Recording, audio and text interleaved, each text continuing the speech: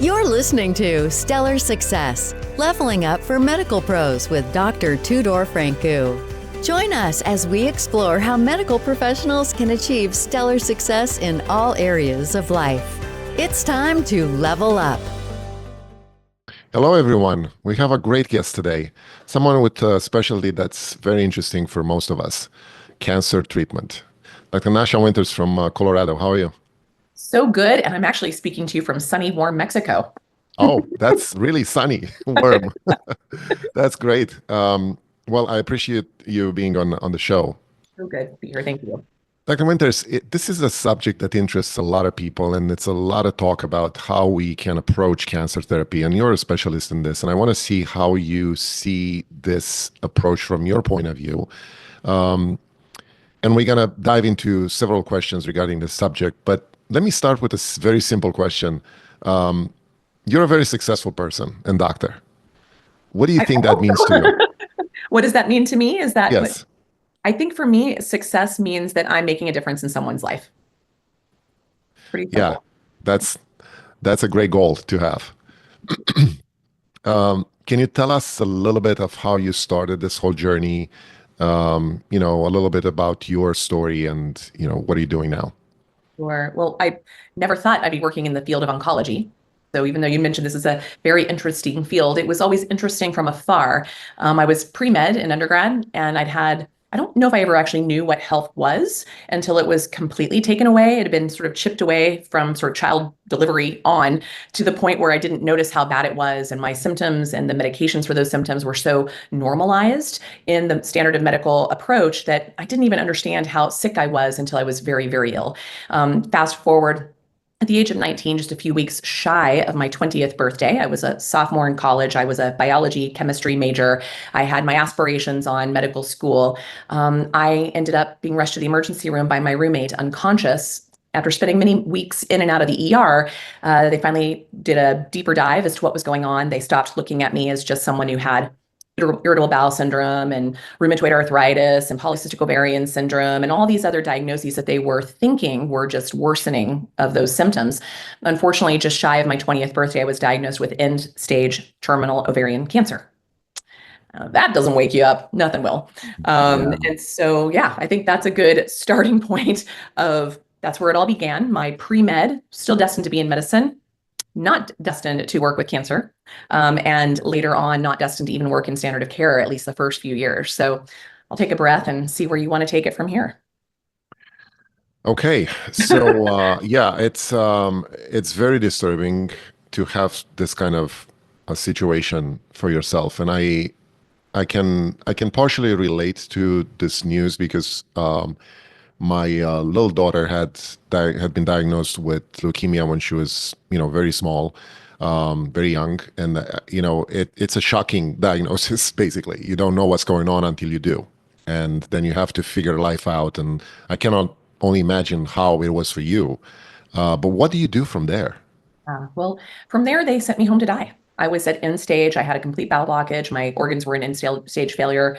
I was too sick to even be able to take a single dose of chemotherapy. This is back in 1991. It would still take a few weeks to get the official final diagnosis. They were working on a best guess, but it would take a few weeks. It was actually October 21st, 1991, when the official diagnosis came through.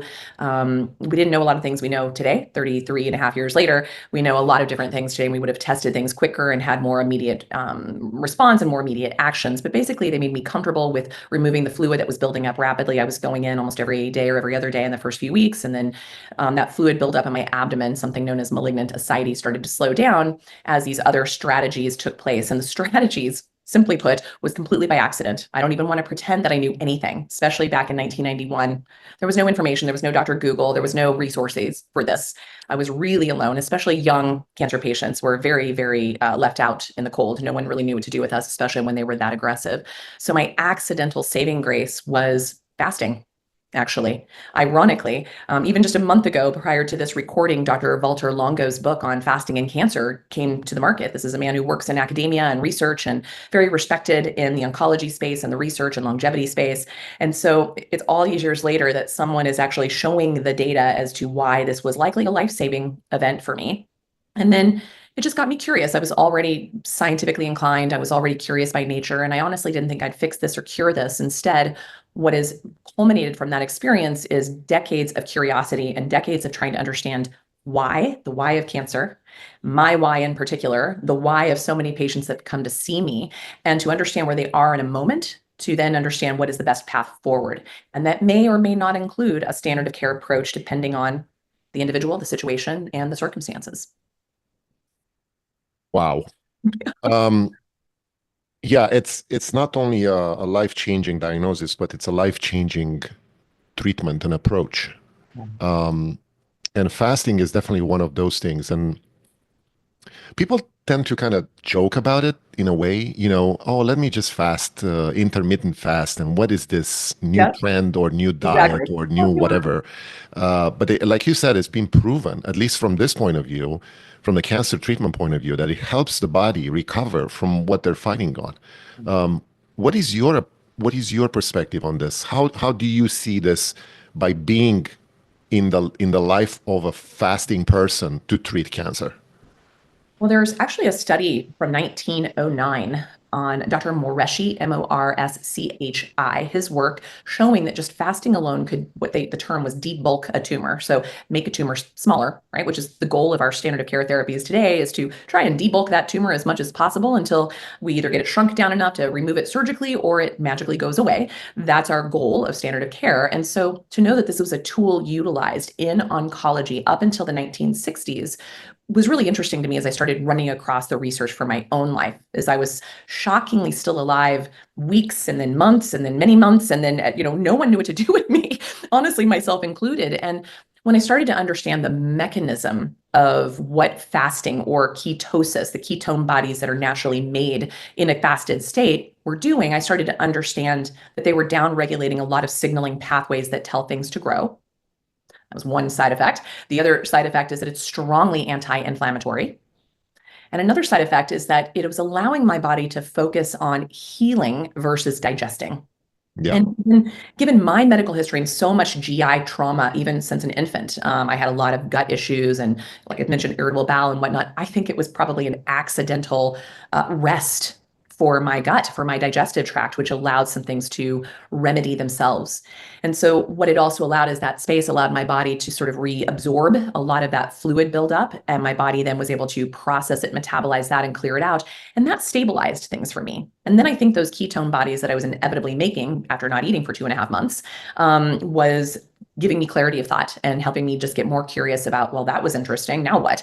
And so I've been on kind of a that was interesting, now what journey ever since. And it's really thrilling to me when we run across research showing the different ways that if we impact the environment in which the cancer took root or took expression, we can actually slow down progression and even regress or reverse the cancering process. And I think that that's a really underlooked approach in oncology. We tend to be very tumor cell centric, and we tend to go after that and focus all of our energies and our efforts on killing and eradicating every last cell, when we could do that, but we could do that alongside of things that actually strengthen the resources of your own body to help along the way. Yeah, especially that I think your body is the most perfect mechanism to eradicate what's inside him, because it knows what's in there and what to kill. So if you give him the resources to do that, that would be great. I thought it was How do you, interesting about the choosing to kill, because I think that's the other thing. In standard of care alone, it's not discerning over causing harm to the cancer or the cancer cell versus the healthy cells in circulation and surrounding that cancerous process. And so with some of these other, what would be considered today likely alternative or off-label or integrative therapies, their goal is simultaneously to target the cancer while simultaneously supporting the environment or the terrain or the healthy cells around it. And I think that's a differentiating factor of what standard of care alone does, expert at killing cancer itself, but also, unfortunately, expert at killing the healthy cells along for the ride. And there's a way we can be a bit more discerning and intentional and supportive along the way. yeah. I want to get into a little bit into the mindset you start having while you're doing this, because you are a young person who is, blasted with this diagnosis. Start figuring out, what can I do about it? You're in a panic emergency mode, and you go into this fasting, right, for a while. For so many people, fasting is such a hard thing to realize, to do, because their mind is not set up that way. What do you mean I can't eat breakfast? What do you mean I can snack? What do you mean I cannot eat carbs? It's a mindset thing. How do you adjust your mindset to be able to do this for so many years after that?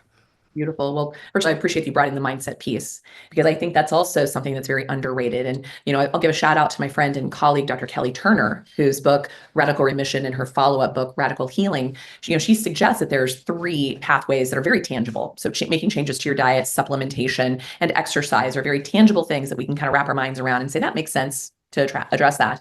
But the 7 non-tangible things that are the common denominators on thrivers or survivors, or people who overcome the impossible, they have these 7 non-tangibles, which very much comes back to this mind, body, spirit component that you're speaking to. And so I do want to have full transparency in that prior to my diagnosis, I will tell you very honestly, Doc, that I tried to take my own life on 2 different occasions. There was very much not a will to live. There was no ability for me to see that there was a better way.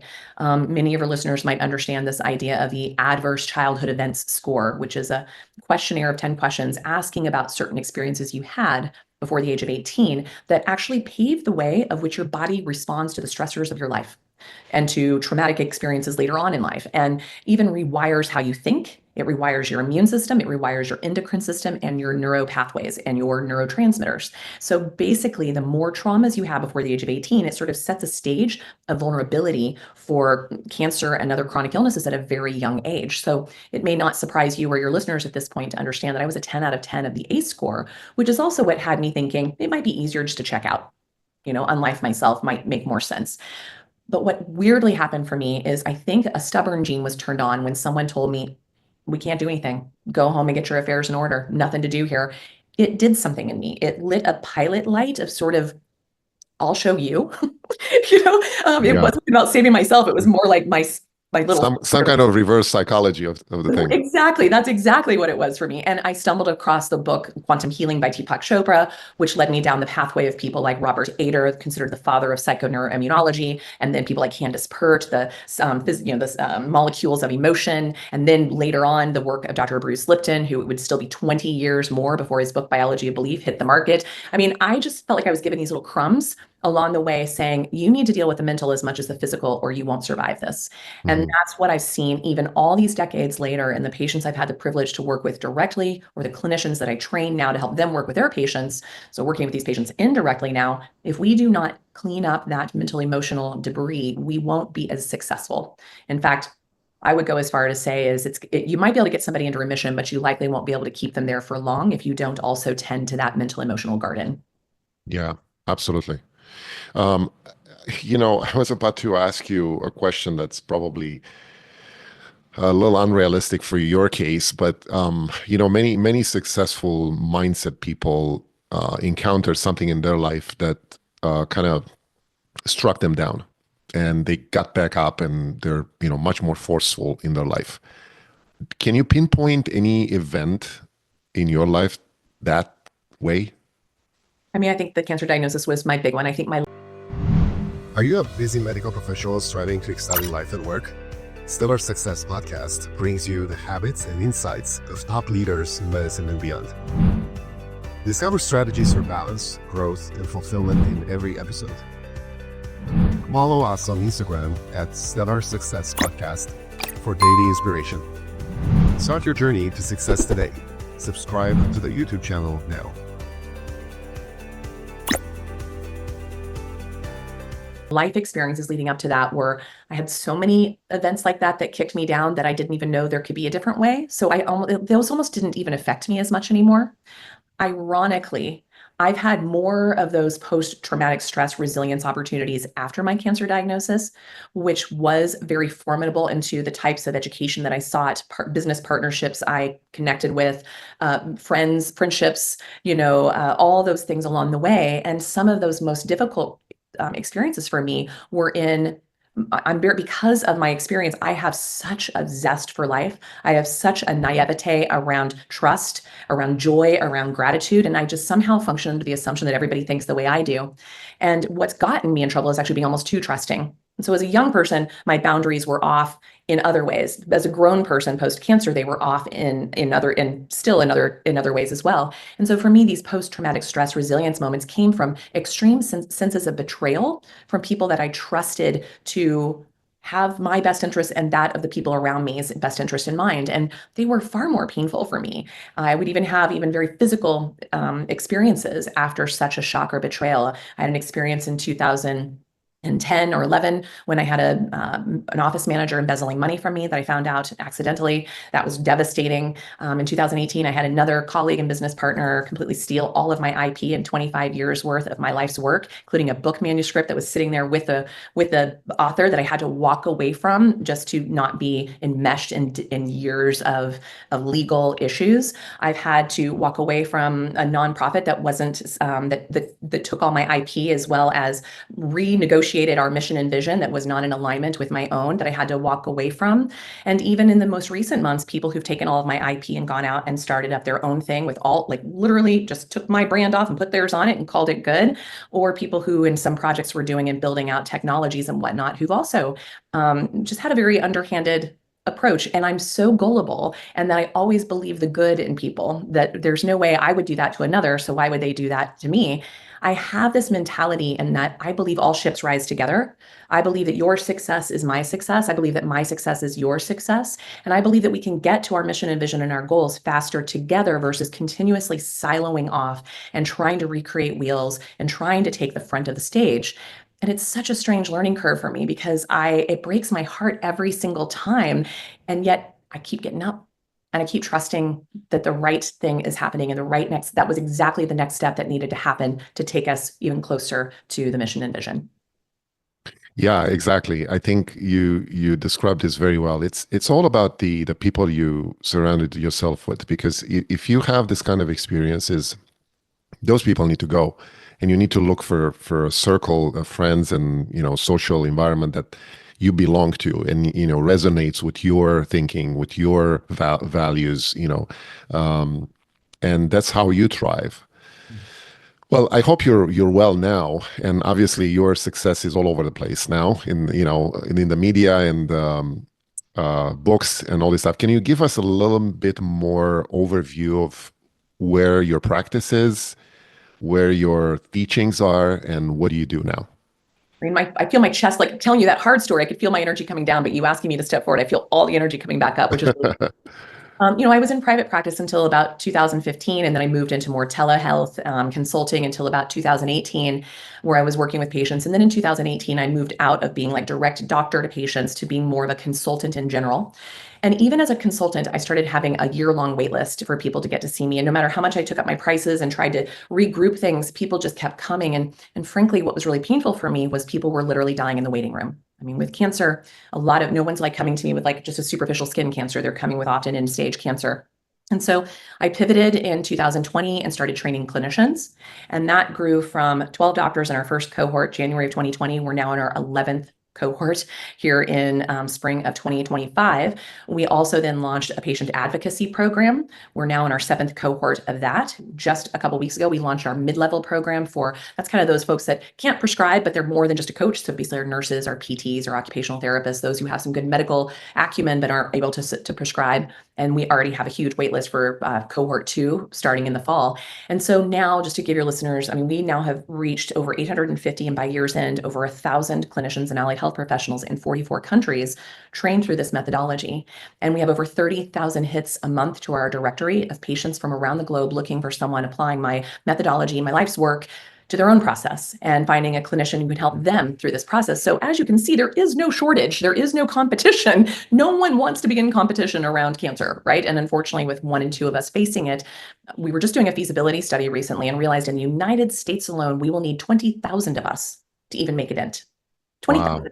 And we'll need 40,000 mid-levels, so nurses and allied health professionals, and 60,000 coaches or advocates to make a dent in the United States alone. So when I see folks splinter off into these places, it's like, holy cow, we need a lot more hands on deck to lift this all together. So I feel excited about that. You mentioned the books. We've got our education platform, our books. We've also got a data platform that's been collecting all this information to show why we have different outcomes than our standard of care alone colleagues, or even different than our alternative alone colleagues. And that's launching to the public later in Q2 or 3 of 2025.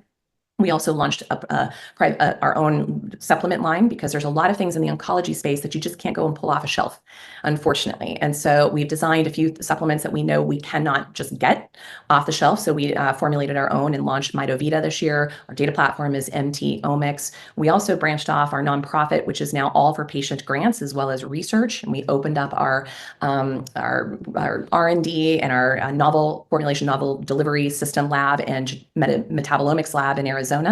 And the long game is we will be opening up a 150-bed, 250,000 square foot, biophilically designed in-house residential hospital and research institute on a 1,200-acre organic farm, which we hope will be the model for healthcare institutions all over the globe. So what started as a one-woman show back in 1991 has expanded into the thousands of practitioners and people supporting this mission and vision, and hundreds of thousands of patients that are celebrating these resources in their own lives.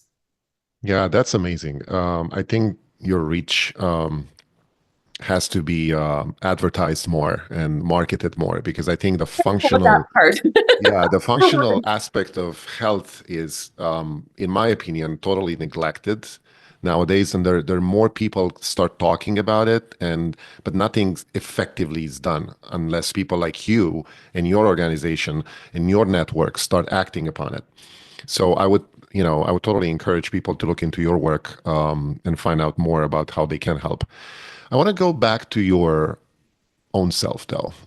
As a doctor, as a business owner now, as someone who teaches other professionals, what are some of your habits and routines that you do every day and learn, teach yourself to do them in order to stay the way you want to be?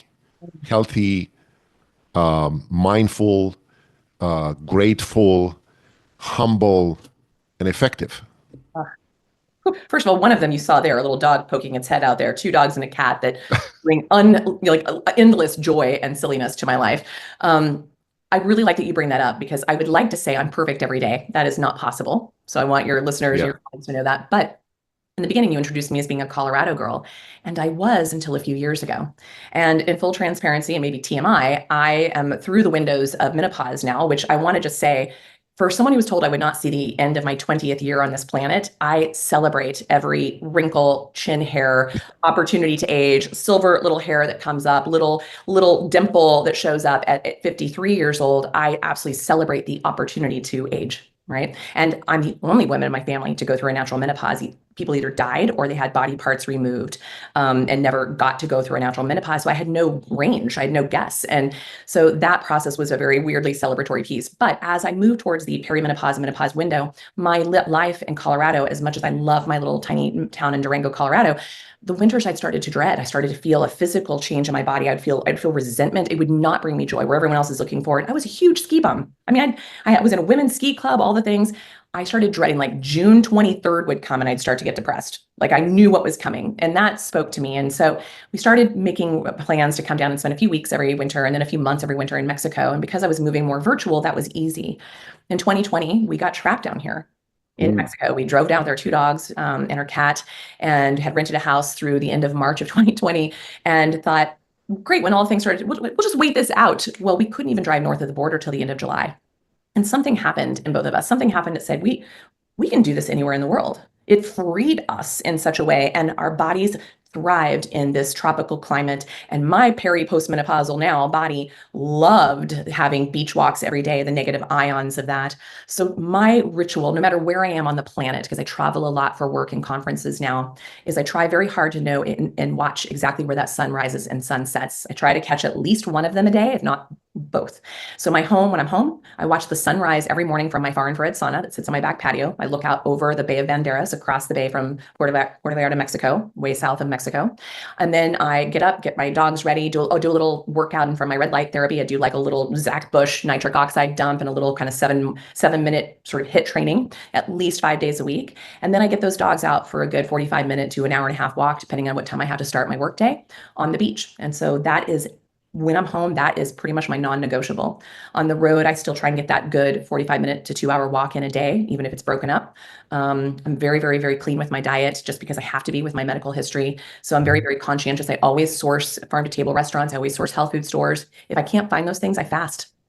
When I travel now and Yeah. international travel, I fast on the day of travel almost always, just easier. My body also can deal with all that radiation and the stress of travel. It can digest and metabolize that. So that's a big resource that I use. I hydrate very well, use very clean sources of water. I know where my food comes from for the most part, on the road and off the road. And I think those are my big strategies. I don't really take a lot of supplements, which always surprises people. I am a magnesium junkie, just because I have some SNPs that make magnesium difficult for me to hold on to easily. So I take magnesium every night. I take a lot extra vitamin D when I'm traveling or under higher stress. Pretty much that's it. And so I take some things sometimes, like big international flights, like ubiquinol or C60, the buckyballs, things to support my mitochondrial health. Mhm. And so I think it's more about just finding every day my joy, my gratitude, and my purpose. And my work and my life personally are very difficult for me to separate out. They are one and the same for me. And so I feel like I have the gift of being able to be in that place of purpose every single day. That's great. I love that approach. So what would you advise someone in your kind of situation when you were young to start doing to maybe prevent those type of things in What a terms of great- nutrition, health habits, and all this stuff? What a great question, because now that I mentioned the statistic above, that it's very likely that you can flip a coin and be a cancer patient sometime in your lifetime on the planet today. I tell people, what's almost always someone says to me, but I was healthy until I got cancer. I would have said the exact same thing back in 1991. Because I was like captain of the volleyball team and I was in all my advanced classes, I was student body president, I was very like everybody, like I was at the best of my game in all these other places, but inside I was a hot mess. And so I tell people, you don't really know how you're doing without some evaluation. And so that might be an audit on your life. That might be looking in the cupboards, in the freezer, in the fridge. That might be looking under the sink, in the medicine cabinet, the garage, your HOA. What are you being exposed to every day that you're not even realizing are these insidious exposures that are assaulting your mitochondria on a daily basis? And then I go a little bit further in our book, metabolic approach to cancer. There's a little shortened version of a questionnaire, Terrain 10 questionnaire, but we have a more advanced one that we can put a link in your notes that people can take this and sort of have a sense of their blind spots, maybe areas that they need to be paying attention to, maybe some better testing for outside of just cleaning up the environment in, on, and around them. They might need to do a deeper dive, especially if you have a strong family history or some weird symptoms that you've experienced over your life, to get some baseline testing, which often includes things like looking at your insulin levels, your vitamin D levels, your inflammatory markers, your immune markers through your good old CBC, complete blood count, really looking at your platelets, your white blood cells, and specifically your neutrophil to lymphocyte ratio. This can tell me a lot about how resourceful and resilient you are. It can also show me when you're vulnerable and that we need to shore things up. So that's a place of, don't put your head in the sand and think, I don't want to know that because I'm scared. Know that any information we unearth is empowering. You don't know what you don't know until you know. And once you know, you can do something about it. And so that's a piece here that I would encourage people to dig a little bit deeper and don't assume, especially assuming, oh, I'm healthy, I run every day and eat a vegan diet. I will tell you, some of those folks are my most unhealthy patients, because there's actually quite a lot of malnourishment with that, and quite a lot of reactive oxygen species with that, because there's not a lot of nutrients to quench that oxidative stress of that over-exercising routine. So don't get to thinking that your 5-day-a-week Pilates class and your vegan shake every day is doing the trick. You've got to dig a little bit deeper to know what's going on. So I want to encourage people to also change things with their money, where they put their dollars. So investing in quality body care products and quality cleaning products, getting rid of plastics in every way you possibly can. Do not handle those receipts. Do not drink out of your, take your own coffee mug to the coffee shop. Stop drinking out of those bleached and plasticized cups with those horrible, horrible carcinogenic lids that are on there that you're running hot fluid through. Like, these are the things we are swimming in today that did not exist a generation ago, and definitely not a few generations ago, that are increasing our load, if you will, that's making it more difficult to be resourceful and resilient. Yeah. There's so many things out there in the society right now that we don't even realize. Yeah, you take it for granted. Yeah, smaller amounts can add up during the lifetime, and then you end up with something, that you don't expect and you don't know where it's coming from. Yeah.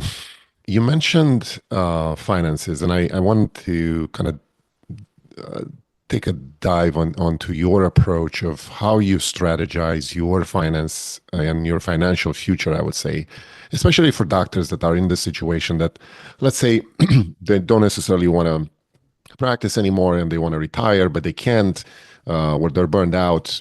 Is there any specific strategy you would recommend now that you're working overseas, from overseas remotely, and you have that capacity of like looking from above, I would say? Such a great question. I mean, I wish I knew now what I wish I'd known then what I now know. I will tell you, a doctor who's still functioning from the one-to-one model is going to burn out very easily, very quickly. And if you're just also dependent on your medicinary or your treatments, you will also start to work from a lack of integrity. And I'm not trying to be judgmental here. It's just that when your bread and butter is made by selling services or selling things, it becomes less and less able for you to be discerning, right? And to be integritous in that way. So my encouragement is that, and also to start to look at, I think today's medicine system needs more of a community approach and a packaged approach and more of a concierge approach, because patients are really suffering under this old rapid model of get as many people through as possible in 7-minute visits with your doctor. And here's a script, here's a script, here's a script. That model has failed us and is bankrupting us. And so I think as a clinician, I would want folks to get creative and start to, I wish I had taken business classes in my first years out of medical school, or even in medical school. I think they're now finally starting to offer them in some medical schools. That would have been really helpful. I wish I had paid more attention about being like the marketing. I'm still learning that. To your point, like that is probably the place we struggle with the most, is that we say, why do you not have hundreds of millions of people following you at this point? Because I am bad about grandstanding for myself. It's really uncomfortable for me to be in that place. If I have somebody else saying nice things about it, great, but it's weird for me. But I also have to trust what I'm learning and I'm practicing is I know something that I know, and I live it and I apply it in a way that nobody else does. And people want that information. People are suffering and we have answers, and I have to keep getting out of my mind around that. And so I used to run, and we're starting to bring them back in. We used to do retreats, which were very, not necessarily like hugely financially profitable, but they were profitable in a way that I could treat more people all at once, which was so less work, more. But there was a lot coming at it for me. I had a lot of payout in other ways, which was really delicious. I also would offer my doctors to like have an assistant so that you aren't the one tediously going through your emails and whatnot. I created models where people had access, like certain levels of access to me, which helped me tier things up. You'd be shocked. It was like people would tell me, or I would tell myself that the more I charge, the more I'm going to keep other patients out of the mix. And here's what's really interesting. In the hundreds of thousands of dollars of care I gave away, my patients with the worst outcomes were those who paid nothing. Every single time. And I will tell you, even the hospital model we're building, which is not going to be an insurance model, it's going to be a cash-based model, and we will have grants and scholarships for those with financial needs. There will still be a reciprocation. Like those patients will be working out alongside the farmer on the farm, or they'll be helping in the kitchen, or if they have some skills to maybe help with the animal raising, or skill sets in working in the arts or something, they will work. There will be work trade. There is something very powerful in when you feel like you're contributing to your own healthcare, your outcomes are better. And so I really invite people to get out of the poverty mentality of that and know that there's creative ways to engage and be of service to people who have limited means. But please don't give it away, because those will be the patients that you have least success with. And those will be the ones that drain all of your resources in all levels and that of your staff the fastest.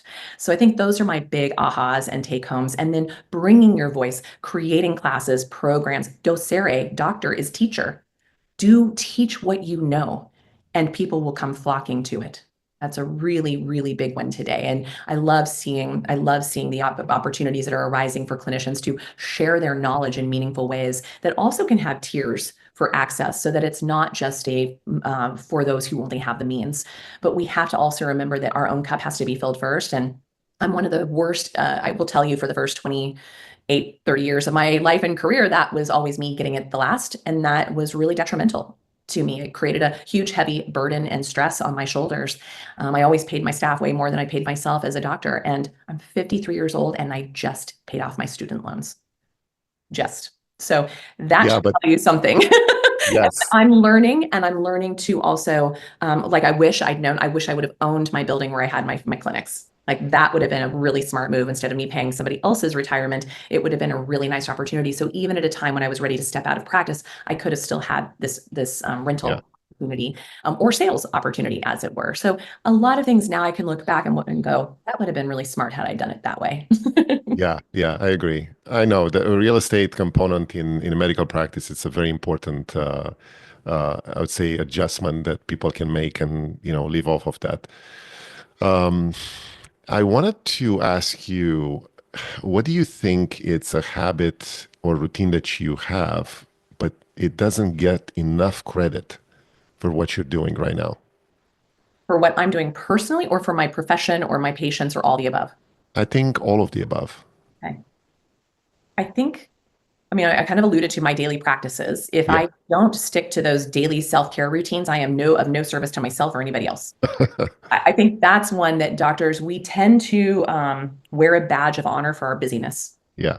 Or wear a badge of honor of, and I do it too. We all fall to this place of, gosh, I worked 18 hours yesterday, and we somehow pat ourselves on the back, and yet didn't get my dogs for a walk, or didn't get to watch the sunrise and the sunset, or didn't get my, the average American, by the way, gets less than 15 minutes a day of outdoors time.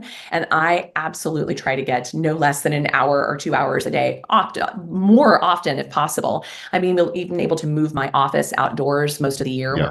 Now, and that helps tremendously of getting that fresh air. But I think our self-care routines are not given enough credit. So whatever that is true for, I've got colleagues who are like, they cannot do anything until they have their big hardcore workout at the gym, or what have you. I think that's a big one. So for me, self-care is what rules, and then everything can flourish from that. Yeah, very nice, very nice. So with what you know right now and the wisdom that you have after all these years and your experience, if you would look back in those first years, like before you got diagnosed, what would you tell yourself? Wow. Gosh, I mean, first of all, I was a teenager, right? So to think about that, I think the biggest thing is that I never allowed myself to be vulnerable. Mm-hmm. I had to be infallible. I had to be perfect. I had to be the best of whatever. And I think that was very harmful. It created a lot of anxiety, it set the stage for a lot more disease creation versus health. Right. And A lot of pressure. a lot of pressure. The pressure was enormous. And I think that would be one. I think the other is also, don't take it too seriously. I mean, that age range, right? Like everything is drama on one level as well. And of course, when you're facing your mortality, that is the ultimate drama. But I wasn't telling anybody what was going on with me at that time, because it was such a shameful thing to be 19, 20 years old and have cancer when everyone else is at their, like, the pinnacle of their existence in my peer group. I didn't want to be the Debbie Downer. I didn't want to be associated with the dying girl or the cancer patient. I wanted to pretend that everything was fine. And so those first few years were really a struggle, because it was really hard, number one, to hide a lot of that. I mean, I can look back and I'm like, how did more people not ask? Which is also very interesting. People weren't inquisitive. And if they knew, they were just talking about, they probably all thought I had an eating disorder or something. Like, they made up their own stories and they didn't come and address it. I would be more forthright of asking. If I see someone suffering, I'm much more inclined to be direct with them and ask them. And so maybe to my younger self, I wish that someone else had really looked in and said, what's going on here? Wish I could have done that even for myself, as I was sliding down the wall of survival there for a period of time. So I think those are really big ones of don't take it. Very interesting. No, I totally agree with you. I think those kind of experiences, and I don't wish this for anybody, obviously, but those kind of experiences open yourself to so many other understandings of life and perspective of lives. And you think about, how easy is to die, and how short our life is, and how important it is to take care of yourself, take care of others around you that you love, and just be a different person. I think your perspective is so, I would say, illuminating for a lot of people. How can someone learn more about what you're doing, get involved in what you're doing? What would you advise them? Well, first of all, I want to thank you for this opportunity to share. This is being very vulnerable as well, sharing in some of these things. So I appreciate the opportunity and the invitation to do so. Please, folks, maybe start with my book, Metabolic Approach to Cancer, because then you get a sense of what happens in this noggin of mine. There's a video on my website on the drnasha.com, drnasha.com, that has a little 15-minute recording that someone recorded of a event that I spoke at, which tells a little bit of my journey. Also in September of 2000, I believe it was 18, I was the person of the month for the Kelly Turner Radical Remission, if you want to go have a listen to that. And then on my other website, there's also a newer video of me, someone recording me just a few months ago, asking me some questions about my health history and what has led me to where I am today. So those give you kind of that intimate story. They're all short, less than 15 minutes or so, if you want to dig deep. Also on that website, Dr. Nasha's hundreds and hundreds of hours of other podcasts that I've been another participant in. And then a couple years ago, I started my own podcast called The Metabolic Matters, and a lot of interesting conversations there with people that have really informed me or piqued my curiosity. You can learn more about our nonprofit side of things. I'm the founder, but also former executive director. I've stepped out of that position, and Danielle Passatieri is amazing. Oh my gosh, who stepped in. The Metabolic Terrain Institute of Health, MTIH.org, is where we're doing all of our patient fundraising, our hospital fundraising for the future, and our research and lab aspect of that. And then if you're curious about the supplement line, MitoVita, it's not yet available to the public, but it will be in a few months. We now have been using it in-house with our clinicians to beta and test it to show that it's doing what we expect it to be doing. And then if someone's also interested in investing in or learning more about our data platform that's going live, MT Omics, that's the other way. So there's ways to be part of this, to be being part of a movement of changing healthcare as we know it, and oncology in particular. And there's a variety of ways, both in the investment opportunity in the nonprofit space. There's also opportunities in the educating yourself space. And there's also just opportunities in the hope creation space in all these things I've shared today. That's amazing. I definitely recommend this episode to everyone, and I want everyone to look into your work because I think it's very interesting and uplifting. And I wish you good luck and a lot of success in what you're doing. And hopefully we'll circle back with you later on and see what's new. Love that. Thank you so much. Thank you. That's a wrap on Stellar Success, Leveling Up for Medical Pros with Dr. Tudor Francu. Interested in joining us? Go to stellarsuccesspodcast.com/guest to apply. Stay stellar and level up.